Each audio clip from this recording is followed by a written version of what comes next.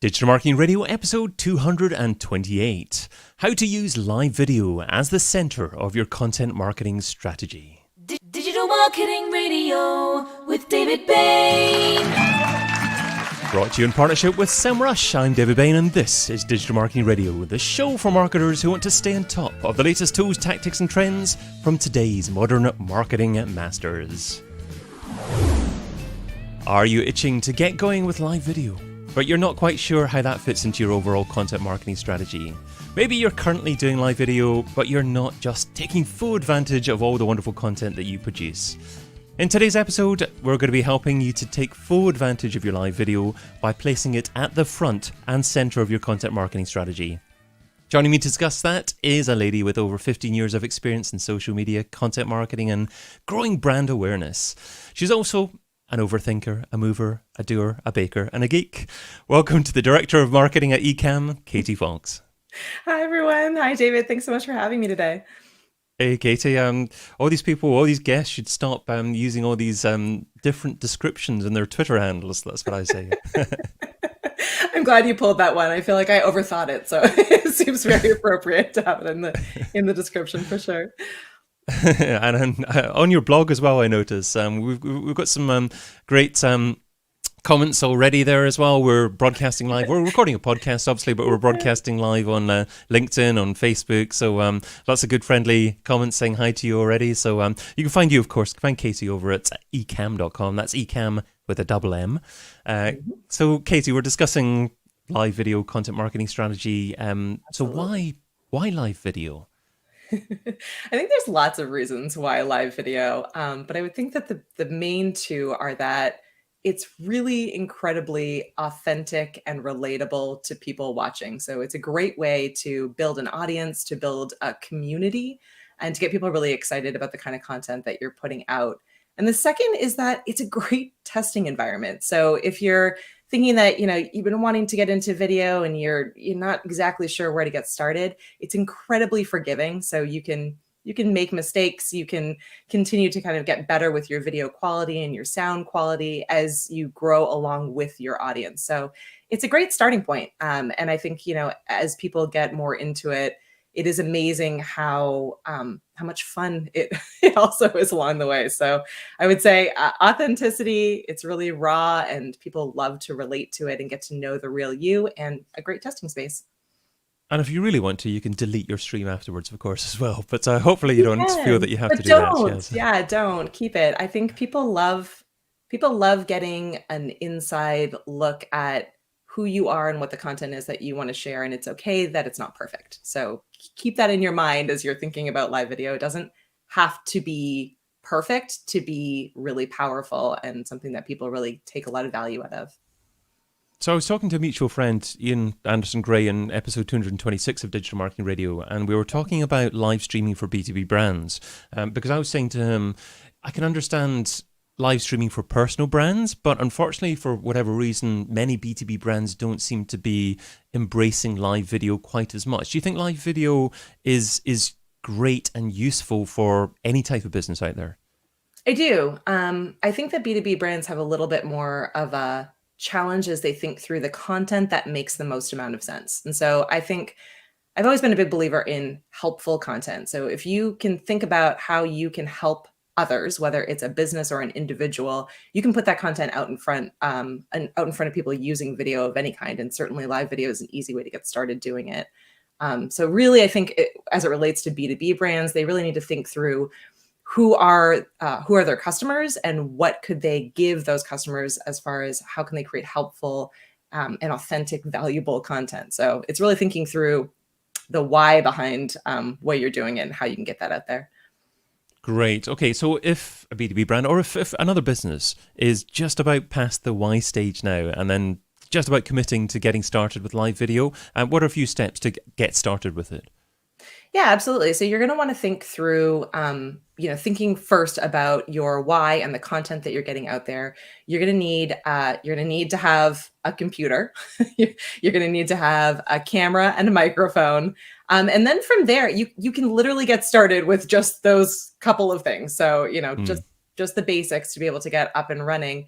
and do a lot of testing. So figure out, what, how the content is working with your audience. So are people engaged? Are they finding it really interesting? And then you can add on additional things. And maybe that's bringing in guests or panel discussions. Maybe that's taking it, but, behind the scenes, really let your content define how the broadcast is going to look and feel, and the platform that you're going to send it out to. So, so thinking that through. At Ecamm, we make a live streaming and video production software. So you could absolutely get started with just your phone and, and go out to Facebook or YouTube or any of the major platforms. But having a software will let you do things like plan out your content in advance, pull in some graphics and, an additional layers to make your broadcast a little bit more professional and a little bit more interesting for viewers on the other side. Like what you're doing here, you have your entire frame sitting around that has all of your branding on it. So, thinking through, again, content first, and then equipment and the software that you need to be able to hit the content that you're looking for. Absolutely. But I love how you started with test, just test to begin with. You never know what works. Yeah. Test and get into the practice of doing it. I think some of the most valuable guidance that I had when I was just starting to get into live streaming and into video production was that, do a daily test. Literally go use your phone and go out to whatever platform you want, whether it's, your Facebook page, or maybe it's just even Instagram, and do just really quick videos, but put yourself out there and see how you look and sound, and see where you might want to make improvements, and just get into the habit of pushing the go live button without having a panic attack or without worrying what it's going to be like on the other side. You'll find that the more you put yourself out there and the more that you test and try, you'll see what you like about it, and what you could make improvements to, as well as what the response is. Those little tests, whether they're Instagram stories or, maybe you're on Snapchat or TikTok, those kinds of places help give you a really great test environment on the kinds of content that's going to work, and the format. So, how does it look? How does it sound? What are people liking about it? And it'll give you that confidence too.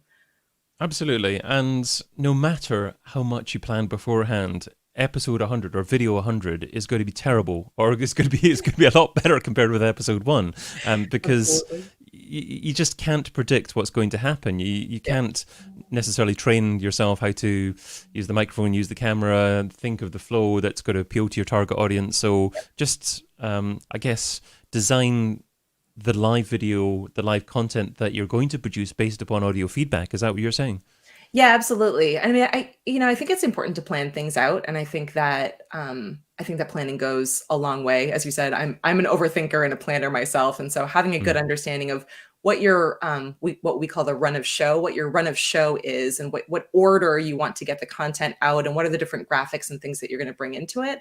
But like you said, live video, something is always going to go wrong. So like a guest is going to come in and have terrible video and audio, or you're gonna have internet problems. There's going to be a snowstorm that's going to something inevitably could and may and will go wrong when you're broadcasting. But you need to remember that one of the benefits of live video is that people know that you are there in the moment, and it's real and it's authentic, and they are much more forgiving if you're just out in front of them and you're honest. And really, we found that some of the most popular live streamers out there, those moments where things go wrong and they're able to troubleshoot their way through it and still have an engaging experience with their audience, or know when to call it and say, hey, we're gonna stop this now and we're gonna come back another day. The audience loves them even more for that, because they see that they are real people and that they're trying and that they're thinking about their content and their audience first. So, the technology is always going to be a little bit dicey here and there, especially as you're getting started. But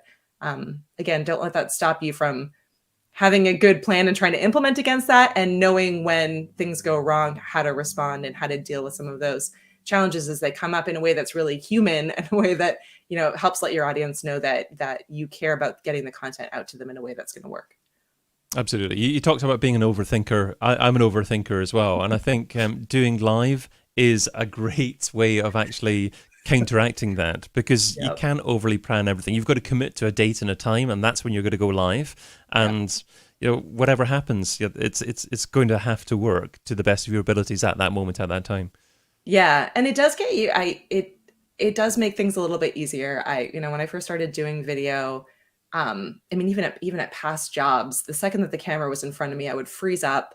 I've done a lot of, I did stage acting and I've done a lot of presentations in person. Never really had a problem with that, but something about the camera being in front of me and the ability in my mind that, okay, well, I can always do another take, or I script, I can always do another take. Live video has really taught me to just, plan ahead and power through. There's not another take. There's focusing on just getting the content out there, and it doesn't have to be perfect. And I think that's made a lot of improvements even in how I approach recorded video. I think if you start with thinking through how you would do it live, or even starting with a live video, it does make it a lot easier to not end up where you're spending 2-3 days, a week re-recording and re-recording and re-recording because it's not as perfect as you want it to be. Whereas it probably is good enough to get out there, and you're just overthinking in your own head to try to get it to look some level that it is not going to make a big difference in the end result. You need to be able to get that value out there in front of your customers, get that content out there so that people can appreciate it, and then you can continue to grow and get better in that process. Absolutely. And I'm sure 5 pieces of imperfect content is generally going to be a lot more effective than 1 piece of perfect content. And that's your judgment on what perfect content is. It's not necessarily what your customers would believe is perfect content. Absolutely. Absolutely. Yeah. And I mean, it's the value that matters, and it's getting into that routine so that you're in front of people. If you're spending, months and months and months building one amazing, perfect video and getting it out there, your audience is lost, an entire month of seeing you on a regular basis and getting to know you better. You may have created that one perfect piece of content and it may perform well, but you've missed a bunch of opportunity to really build that community. And people in the end buy from who they know, like, and trust, right? That's what we hear all the time. So getting out there on a regular basis in front of them and getting to know your listeners and your viewers is really a way to get them to be buying from you and forming a relationship with you and feeling confident to recommend you to their network, right? So it starts that cycle and really helps also get you better in front of the camera going forward for some of those larger projects. Now, we talked a little bit before the call about you approaching content from a live video first perspective. What does that mean, and how does live video from your perspective fit into the overall content marketing strategy? Yeah, so at Ecamm, and most of the customers that we have are typically thinking about their content marketing strategy with a live video first mentality. And when I say that, I mean that they are creating content live, but they're planning everything out in advance. So in Ecamm Live, we have a feature called Scenes, and that lets you literally plan out your entire run of show step by step. So you're going to say, okay, for my first scene, I'm going to have a countdown timer or a pre-show, and they have all their graphics that relate to that, and that's all planned out. In the second scene, I'm going to do a shot of just me on camera, and we're going to welcome the audience and have questions. So you can plan all that content out. And then you go live and you're able to flow through that content, have an engaging experience with your customers, with your viewers, thinking about that live audience.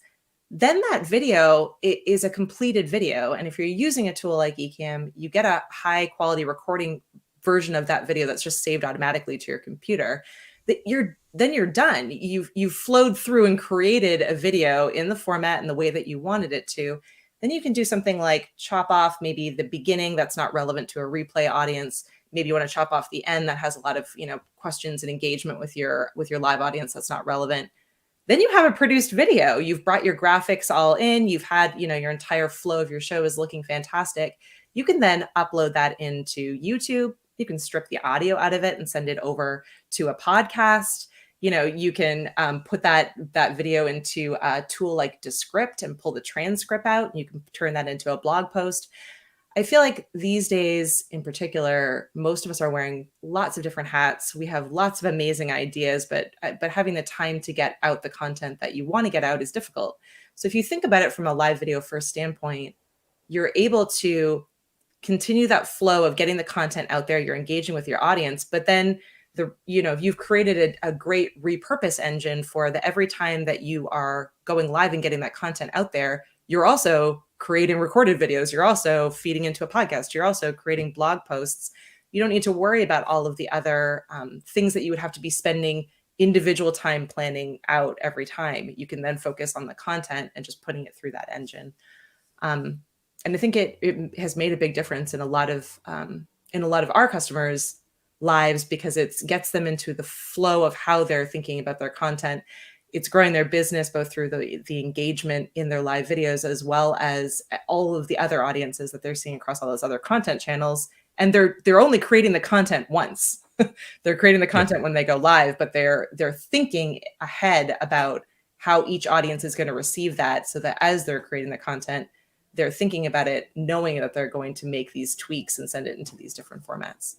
Yeah, I think that's a key. It's knowing exactly what you're going to do beforehand, and planning your live show, that your live stream, around the content that you're going to produce. It doesn't have to appear to the live audiences that's what you're doing, because as far as they're concerned, that's the key piece of content. You're interacting with them personally, you're answering their questions, and it's a lovely piece of live content. And you'll probably get to that stage after maybe 20, 30, 40 live streams to get a feel for the type of content that your audience is likely to interact with and that they're wanting to appeal with. But once you get to that stage, it's absolutely incredible. I did a live stream about 2 years ago, and I turned that into a book. And I had it was a 4-hour live stream. I had 134 marketers on that, all answering the same question: what's your number one actionable tip for the coming year? And naturally, the tips that they shared fell into different categories, be it content marketing, SEO, different types of paid marketing. That ended up being the chapters of my book. Now, and I had the whole content transcribed. Actually, it was 8 hours long. It was that particular live stream was 8 hours long, and I remember that because 8 hours ends up being roughly 60,000 words of content, which of course is the average book length.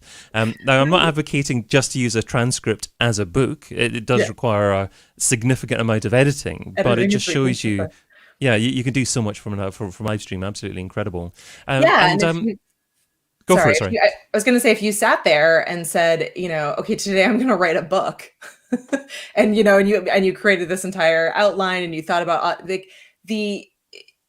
you already had such amazing content that would be valuable to book readers, but the process of just coming at it from only thinking about it as a book, or only thinking about it as a blog post, or only thinking about it as a recording video would take you a huge block of time for each of those things. But you already had the content that would be valuable. So even if you're spending however much time making those tweaks and editing in the text itself, you've already sped up the process and been able to get that content into the hands of an audience. So that's awesome. I love it. Absolutely. It's incredible what you can do. There's lots of different tools out there. Are there any other tools that you can think of that you're actually actively using at the moment that are really effective for live streaming? Goodness. So many. So obviously I use Ecamm Live to create the videos themselves. We use a tool called Quick, Quick, and that lets us actually clip down our videos into shorter clips, so we can use those for promoting before or after. And it burns captions right onto the video in all of our branded colors, which just looks a little bit more engaging than just having a regular video. And it's an awesome tool. As I said, we use Descript, so that's a transcription tool, and we pull the transcripts for all of our videos so that we're able to turn them into show notes and blog posts and all of the text copy. We don't do a lot of podcasts ourselves. We haven't dived into that yet, so I don't use a lot of podcasting tools. It's probably pretty much it. I mean, by and large, we're really creating and thinking about our content, and just planning it at graphics that we put in. We use Canva and Easel, which are two kind of easy to use graphic creation tools to create all of our branded overlays and graphics that we put into our video. But we don't do a lot of video editing because we're able to think and plan ahead. So we're able to kind of lay out and pop those graphics in advance. That means we don't have to go back and spend a bunch of time, seaming everything together or laying graphics on afterwards, because we're doing that while we're live. I love how you mentioned Descript. Actually, that's an incredible up and coming tool. I've played with it a little bit. Yeah. Yeah. Yeah. But there are so many incredible tools that are just starting up or really becoming heavily used at the moment. Rose is saying in the comments, 60,000 words on live stream became a book. Huge. How did the book sell? It sold a couple of thousand copies. Thanks, Rose. I would not necessarily recommend that you aim for thousands of sales with a book. I think a book is more about being a really fancy business card and making people aware of your brand, so that they'll find out more about you. So it's all about the target audience that you're aiming for, I think. Yeah, absolutely. And I mean, it may not be a book. It might be a blog post or a downloadable PDF that then you're able to use to capture email or to, as a lead generation tool. So yeah, if you think about, I mean, that's a lot of words. I mean, a shorter live stream would be, a shorter amount. I don't know the exact, an hour of going live, what that would be in words, but you can use those words in a bunch of different ways. So I want to show you something. I want to show you something else here quickly, Katie, and it's not necessarily going to be very useful for podcast listeners, but I'll describe exactly what's going on here. So I'm going to go to just my screen, and then I'm going to cut to my other desktop just to show you what's going on here.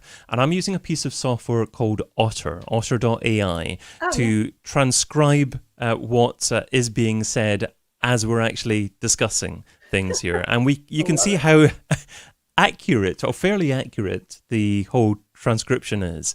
It puts in sentences, it amends words as it sees the context of them as well. So it's a really, really effective way to create a transcription as well. So that's what I'm actually using at the moment to create a transcription. But there's so many incredible tools, as you said, out there, and so many different ways to do that.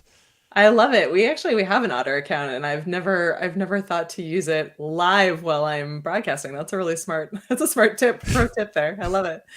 What you have to do is you have to find a way of combining your audio sources, because normally your microphones will only be you, or not you and the guest combined. So you've got to use another audio interface or another way of combining the audio to create that. But I've done that for this particular episode. I love to test something different every single episode, and that's the thing that I'm testing this time. I love it. Well, I'll tell you. So let's segue to the second part of our discussion. It's now time for Katie's thoughts on the state of digital marketing today. So starting off with secret software. So Katie, share a lesser known MarTech tool that's bringing you a lot of value at the moment, and why that tool is particularly important for you. Well, now I've already mentioned it, but Descript is my new favorite right now. so maybe not so secret since we just talked about it. But so how long have you actually used it for then, and how do you actually use it? We're newer to it. We've only been using it for the last few weeks, actually. Prior to that, we were doing a similar process, but through Otter, which we still have and are using as well. But I love that Descript just has so many more tools built within it. I mean, I haven't even begun to peel back the layers of the onion that is that software. But, really it lets you transcribe all your videos. It shows you the exact places within the video that it's pulling transcription from. So, as you're creating content, it's just a really great tool to have in partnership as you're thinking about how you might want to repurpose it, whether that's shorter clips or clips that have, those burned-in captions like what Quick does. It lets you kind of be able to see your video and the layers of it. So, the video and the text behind it in really unique and powerful ways. It's an awesome tool. And I'm sure in a couple of weeks I'll know more, but right now I'm just amazed by it. It is a wonderful tool. I mean, you can actually edit audio and video by deleting words in a sentence. And that's just utterly incredible. I mean, it's not going to be as precise as using a tool like Adobe Audition, but it's for the amateur podcaster, or really any video maker really that's just produced a discussion type format and wants to take out a few words and make the video much easier to watch. It's a wonderful, wonderful tool to use. And it's so easy. Believe me, if I can use it, anyone can use it. It's amazing. It pulls out all the ums and likes that people say, or it can make a big difference in the quality and the output. So the only reason I'm not using it at the moment is I like to make the whole process as efficient as possible. And if I can perhaps create the transcript while we're actually recording it, as opposed to uploading the video afterwards, then that might just win. But it depends on the quality and the outcome. Okay, so It's time to give someone else a mention, someone else who deserves it, who's been a great marketer to follow, good to follow on social media. So that is a Magical marketer. So who's an up and coming marketer that you'd like to give a shout out to, and what can we learn from them, and where can we find them? All right, so I'm going to do a shout out to Doc Rock. And Doc Rock is our beta group moderator, and he is the king of community management and community growth. I know that's what Ian claimed of me last time when he was on his call, but I'm gonna pass that forward because I think that everything that I've learned in many ways from Doc.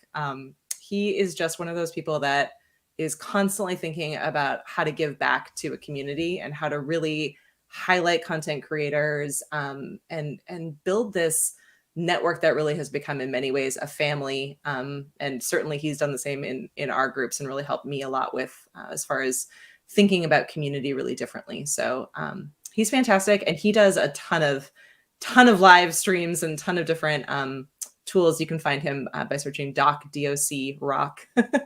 He does a DJ live show. He does a lot of trainings on live streaming, and as I said, he's constantly helping us do all the testing and pushing the buttons in our beta testing group. So he's all over the place. I'm sorry, where's the best social platform to find him on? He Facebook and also Facebook. Twitch. Mm-hmm. Twitch, okay, great. Yeah, I mean, I'm experimenting broadcasting live on Twitch. I think you've got to really push the channel yourself to get a bit of organic reach to begin with. Yeah. But it's an interesting up and coming platform. Obviously, it's used by a lot of gamers. Do you think Twitch is something that can be used by any live streamer? That's a really great question. We've been experimenting a little bit more with it. Certainly it's big in the gaming space. It seems to be trying to be a little bit bigger in other kinds of fields, like they seem to have a lot of cooking shows and programs. So it'll be interesting to see what happens with it. Certainly it's definitely really ingrained in the gaming space, but I think it's got potential to go beyond that. And it has a lot more interactivity with it. So, they use a lot of like widgets and graphics that take over the entire screen as viewers are engaging. So I think there's a lot we could learn from Twitch, even if we're not on it. There's a bunch of cool things that they do really well. So. Okay, well, let's move on to The this or that round. So this is the quick response round. 10 quick questions, just 2 rows. Try not to think about the answer too much, and you're only allowed to say the word both on 1 occasion, so use it wisely. Are you ready? I'm ready. TikTok or Twitter? Twitter. Facebook or LinkedIn? Facebook. YouTube or podcast? YouTube. Traffic or leads? Traffic. Paid search or SEO? SEO. Ads or influencers? Influencers. Google ads or Facebook ads? Facebook ads. Email or chat? Chat. MarTech stack or all-in-one platform? MarTech stack. And one-to-one or scale? One-to-one. You got there without saying both. Decisive. I think the one that the one that we think was that had the biggest pause was traffic or leads, and you said traffic. Why did you say traffic then? Yeah, it went back and forth. I feel, I don't know if I have a specific answer. I feel like for us, we're always thinking about how can we get more people back to our site, because we know that once they see it, then it's easier, then we can convert them. So I don't know. I don't know if I have a total great answer for it. It felt well, like you maybe it means that I mean, you said organic or SEO rather than paid, so maybe it means that you're getting better value from driving organic traffic instead of paid traffic, and obviously leads are probably more something that you would pay for from paid traffic. Yeah, that makes sense. Second guessing you, but let's move on to the $10,000 question. If I was to give you $10,000 and you had to spend it over the next few days on a single thing to grow your business, what would you spend it on, and how would you measure success? Oh my goodness. This is the hardest question. You told me about this beforehand, and I still don't know if I have a great answer for it. I'm going to cheat because I didn't use my both last time. Oh. I'm going to say that I would build a a really fantastic live streaming studio or video content creation studio. So multiple cameras and mixers and sound and the ability to really have a dynamic space that we could use to create content. And I think that what was the second part again of the question? I mean, essentially, it's how you'd implement it. So what would you spend it on how you'd implement it? But it's funny that you're going for content again, because we had AJ Wilcox, LinkedIn ads specialist, on episode 225. We had Ian Anderson Gray, episode 226, and both of them gave the answer of spending the $10,000 on content. And essentially, you're saying build a studio to produce content. Yeah. So content's very, very important, but obviously if you plan it. So if you're spending that much on a studio, what type of content are you producing? Is there any particular type of video content, live streaming content, I presume? Yeah, it would probably be, again, live first and then repurpose that content out across multiple channels and into different spaces and types of content. We've been really building almost a network of different shows with different kinds of content to be helpful across our audience types. And so I think as I think more about that, it would just be a really neat experience to have a shared space that people could pop into and be able to broadcast out from, or bringing guests and experts on for different kinds of panel discussions. We're all about helpful content and being able to show everyone how they can do it really professionally and really effectively. So thinking through content first and how we can be a good example of that for anyone watching. So far we've been focusing in on what you're currently doing digital marketing wise, but now for the final question, I'd like to focus on what you're going to be doing next. Next on the list. So what's one marketing activity or tool that you haven't tried yet, but you want to try or test soon? Oh, yeah. So I'm in complete mode of evaluating and restacking my marketing tools. I'm about to jump in and test out a tool called ClickUp. Right now we're using Trello as our project management tool, and it works fairly well, but I think that there's a lot of stuff that we could do as far as getting a little bit more organized and being able to automate a few more processes. So looking to create efficiencies and hoping that ClickUp will be a good tool for us to try that with. Superb. Okay, well, that just about takes us to the end of our discussion.